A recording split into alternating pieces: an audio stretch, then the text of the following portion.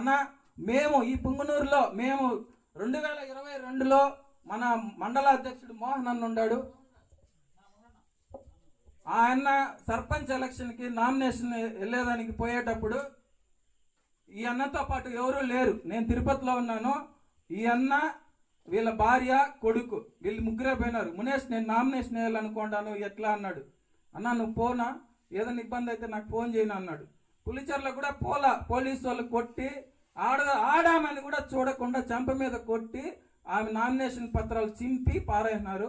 నాకు ఫోన్ చేశాడు, అన్న ఇట్లా జరిగింది మునేష్ అంటే నేను తిరుపతి నుంచి ఆటోలో వచ్చి వాళ్ళని తీసుకొని మంగళంపేటకి తీసుకొని వచ్చి డాక్టర్ పసుపులేటి హరిప్రసాద్ సార్కి, చిన్నన్నకి, వీళ్ళకి ఫోన్ చేసి చెప్తే ఈ విషయం పవన్ కళ్యాణ్ గారి దగ్గరికి వెళ్ళిన తర్వాత బొలిశెట్టి సత్యనారాయణ గారిని, హరిప్రసాద్ గారిని ఇంటికి వీడికి మన ఊరికి పంపించి ఆయన పరామర్శించి ధైర్యం చెప్పినాడు పవన్ కళ్యాణ్ గారు.